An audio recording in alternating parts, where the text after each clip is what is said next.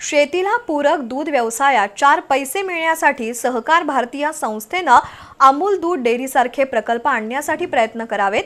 त्यासाठी सहकार्य नक्की करू असं प्रतिपादन माजी आमदार प्रकाश आवाडे यांनी केलं।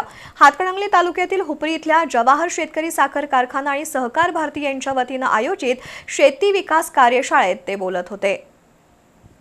हातकणंगले तालुक्यातील हुपरी इथल्या जवाहर साखर कारखान्यावर सहकार भारती संस्थेच्या सहकार्याने शेती विकास कार्यशाळा पार पडली। माजी आमदार प्रकाश आवाडे, आमदार राहुल आवाडे, इक्फोचे वरिष्ठ व्यवस्थापक महादेव पोवार, बुलढाणा अर्बन बँकेचे अध्यक्ष शिरीष देशपांडे, सहकार भारतीच्या महाराष्ट्र प्रदेश महिला प्रमुख वैशाली आवाडे, स्वप्नील आवाडे, कारखान्याचे कार्यकारी संचालक मनोहर जोशी, उपाध्यक्ष बाबासाहेब चौगुले, संचालक सुरेश बेडगे, प्रशांत कांबळे, अरविंद मजलेकर यांच्या उपस्थितीत कार्यशाळा झाली।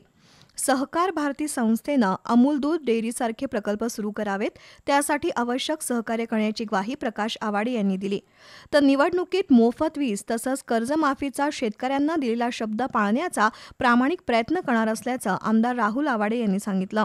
दरम्यान गेल्या 45 वर्षांपासून सहकार भारतीचं कार्य देशभरात सुरू आहे। सहकार भारतीच्या संकल्पनेतूनच केंद्रात स्वतंत्र सहकार मंत्रालय निर्माण झालंय असं विवेक जुगादे म्हणाले।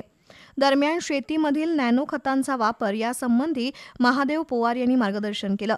वैशाली आवाडे, सागर चौगले यांच्यासह कारखान्याचे संचालक यावेळी उपस्थित होते।